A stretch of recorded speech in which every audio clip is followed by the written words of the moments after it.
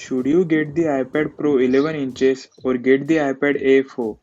The main difference between both, with iPad Air 4th Gen, it comes with A14 Bionic chip with 64-bit architecture, Neural Engine and 4 gigs of RAM, while the iPad Pro comes with Apple M1 chip with 8 gigs of RAM on storage models under 1 TB of storage, while 16 gigs of RAM on models with 1 TB or 2 TB of storage. Air comes in 5 different colors, while Pro just 2, space grey and silver.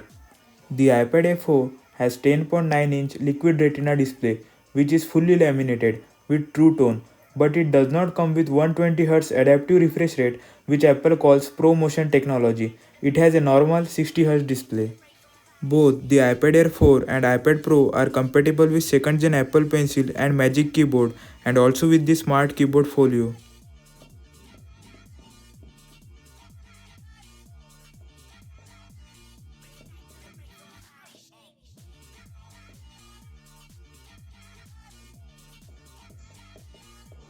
This is me writing on the iPad Air 60Hz refresh rate display, what Apple calls it, that is without ProMotion.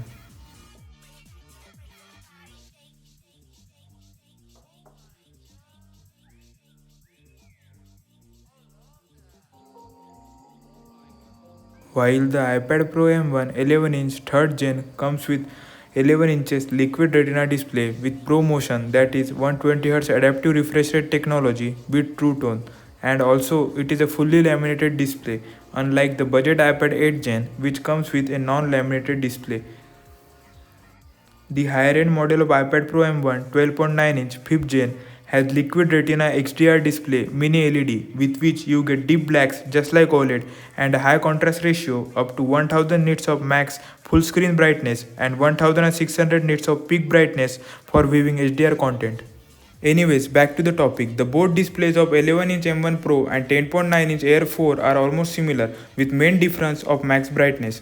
The 11-inch iPad Pro can go up to 600 nits of max brightness while the 10.9-inch iPad Air has only 500 nits of max brightness. The extra 100 nits might come handy in outdoor environment causing less eye strain and better visibility. Both has white color display, P3 color space. Now writing on 120Hz feels kinda smooth but not a major difference, just a little bit faster as compared to Air. In day-to-day use, you won't notice much of a difference apart from scrolling, but going from 120Hz to 60Hz might feel a little shatter on those getting used to it initial days.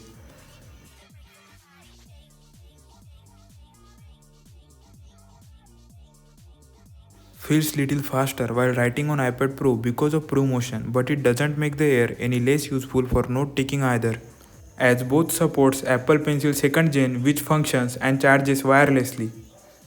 The pencil is almost always fully charged and ready to use as it is attached magnetically to the right side or top of the iPad depending on orientation of use for charging and in place.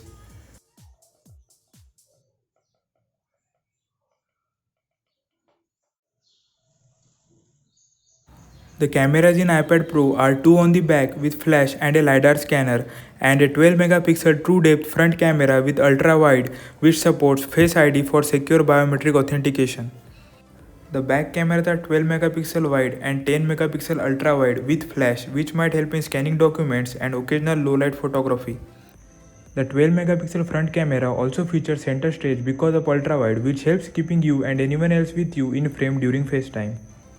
On Pro models, you also get a LiDAR scanner. LiDAR scanner shoots laser beams at an environment, calculating the distance to object and creating 3D maps. On iPad Air, you get a single 12 megapixel wide camera on the back, no flash, no ultra wide, and also no LiDAR scanner. Apart from flash, I don't think other modules might be too useful for an average consumer. Well, who does photography on iPad? But if your workflow demands LiDAR, get a Pro model. The front camera on iPad Air is a standard 7 megapixel FaceTime HD camera which also works great for video calls, but it lacks Face ID and center stage feature unlike Pro models. iPad Air has a Touch ID integrated in power button for secure authentication. iPad Air is the first Apple device to have a fingerprint reader. About connectivity in iPads. iPad Pro has a USB-C connector with support for Thunderbolt, that is USB 4, with which you get higher transfer speeds up to 40 gigabits per second, bidirectional bandwidth 40 Gbps and a versatile connectivity.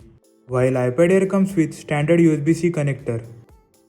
iPad Air base model comes with 64GB of storage and is only available with 256GB for extra storage option, while Pro comes with 128GB in base and can be upgraded up to 2TB of storage options.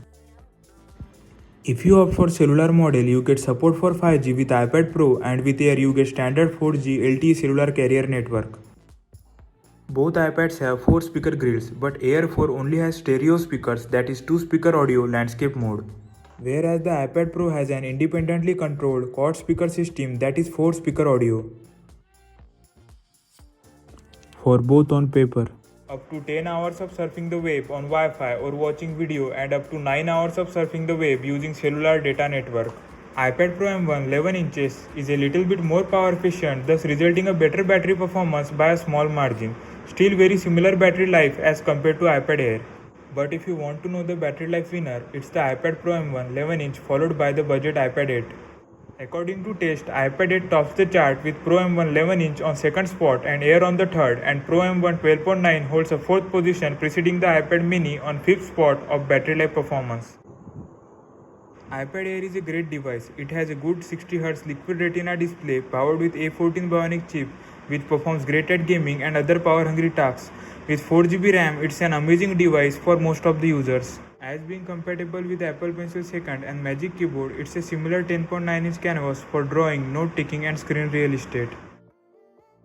iPad Pro 11 inch on the other hand has same liquid retina display with little thin bezels and with 120Hz adaptive refresh rate screen, combined with Apple's new M1 chip and 8GB RAM on models under 1TB of storage and 16GB on 1TB and 2TB models which support to Thunderbolt, making it a performance beast in tablet segment.